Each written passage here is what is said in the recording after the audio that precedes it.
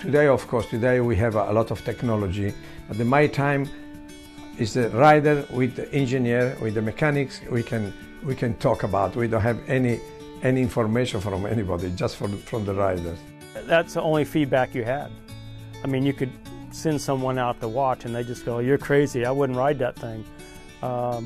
So it was all the rider feel and how much he knew how to set up the bike, along with the engineers, and they just did what the rider said. You know, was no, well, you know, we think you're wrong, let's do this. They didn't know, no one knew.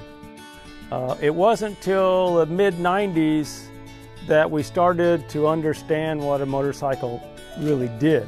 When you change something, what it made it do. It's just progressed since then. I think that my team was the first to use the onboard computer and start to analyze what the rider is telling us and what the motorcycle is actually doing. Yes, I was very interested. Kenny Roberts, he started we were the first team in 500 Grand Prix that started data acquisition so we could start looking at this information.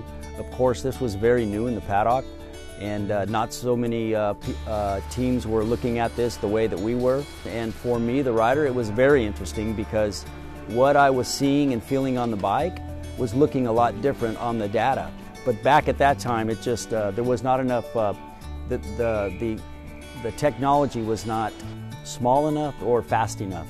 The latest bike I ever raced in '95 had sensor for throttle position, had suspension travel front and rear, and maybe had lean and gear selection. I think were the only things we really kept track of. So the actual setup of the motorcycle was so much more about rider to crew chief communication.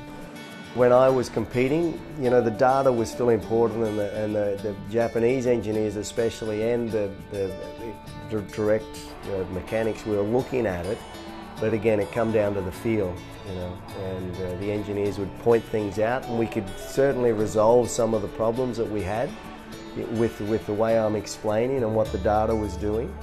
But I mean, it was a combination, so I'm not sure what it is today, whether it's just solely they don't listen to the rider and it's solely data, which for me would be a crazy thing to do, because the riders, you know, especially a good rider who can feel what the machine's doing, that feedback is invaluable, especially when you cross it over with the data. You know, now they can listen to the rider a little bit, and the really good engineers can, you know, read on the computer and say, it's not really so. The computer's not saying what he's telling me. I'm going to maybe adjust it to what the computer says.